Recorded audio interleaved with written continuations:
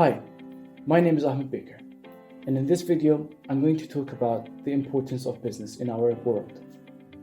In this video, the topics that I'm about to consider are the following: how businesses increase economic growth, how businesses lower the chance of poverty and unemployment in a certain type of country, how does the business benefit people, what are the objectives of private and public sectors, including social enterprises, and finally, how does it benefit the country and the world? Now let's talk about economy.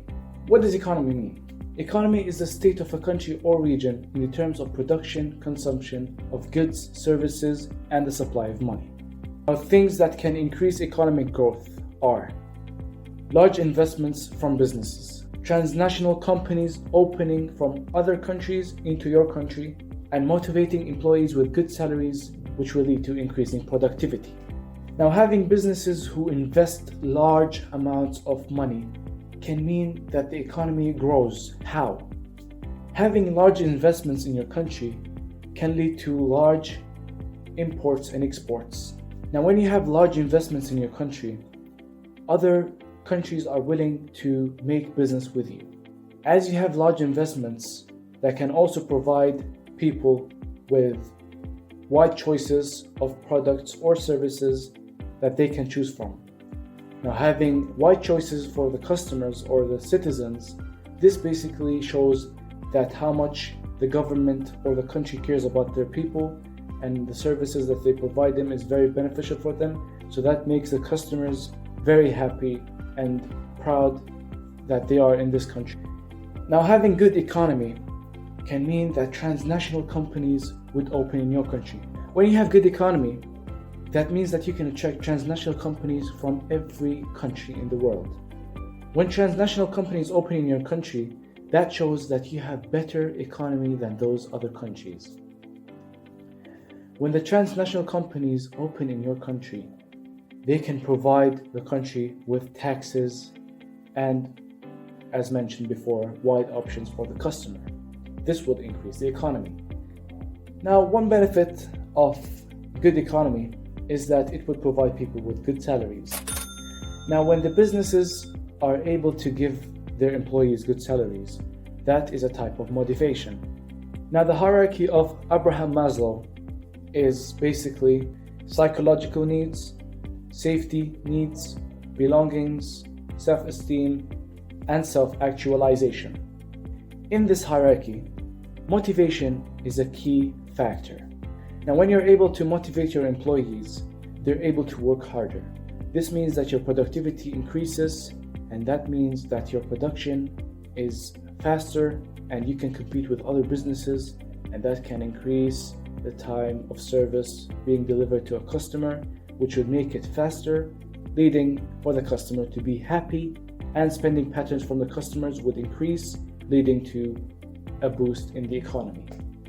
Examples of good economical countries: you would have Qatar with an astonishing GDP, you would have United Arab Emirates, they have an amazing economy as they have good tourism, and Saudi Arabia.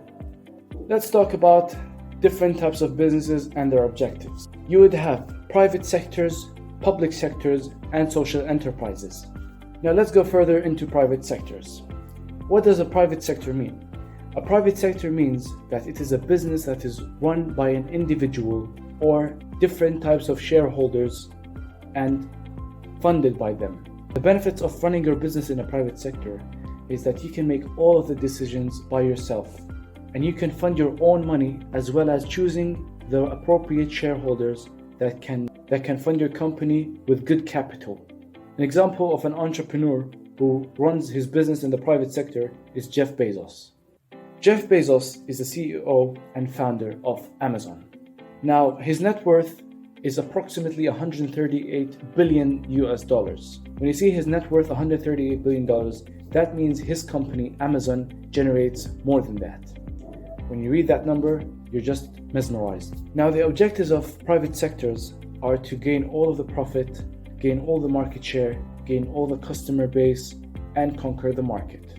Let's talk about Amazon. Now, Amazon generates a lot of profit. Why is that beneficial? It is beneficial because they can take over competitors. Anyone who's trying to challenge them, they can take over the business by lowering their prices lower than the competitors' prices. Running in a private sector can be difficult as the money that you're investing is your own money, and this can be a very big risk as Jeff Bezos has made his money through his parents' donations. Let's talk about public sectors now. Now, public sectors is the same as private sectors, but instead it is funded by the government, and all of the decisions and laws are made by the government. The aims and objectives of a public sector is that they want to provide their people with services and giving them good living conditions, either free medical health care, free education, water and electricity companies to provide people with electricity and water, and petrol extraction companies.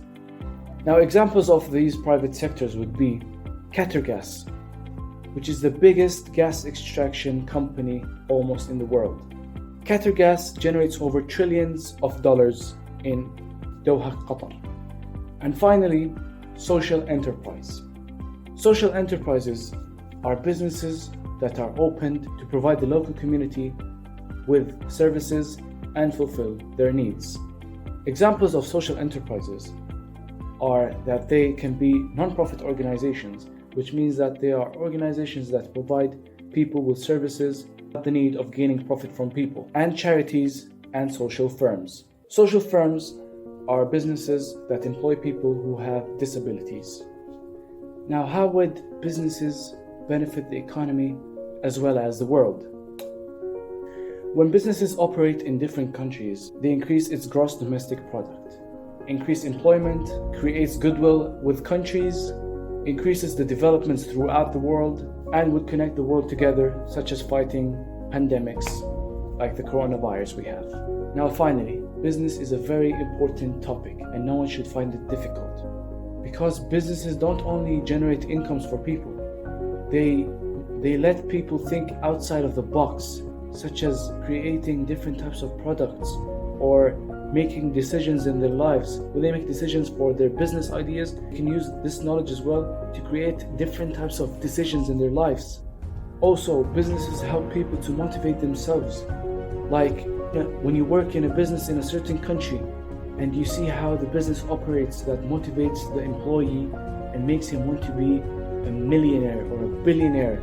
This would expand his thoughts about business ideas and decision making, and that would lead to him being a successful person. If a worker in a certain company thinks about opening a business and risks all of his money into making that business, even though he didn't reach $1 million, that can also mean he has a brain that is worth $1 million, because he's able to risk his money into making a business, and that can mean that he's a successful entrepreneur.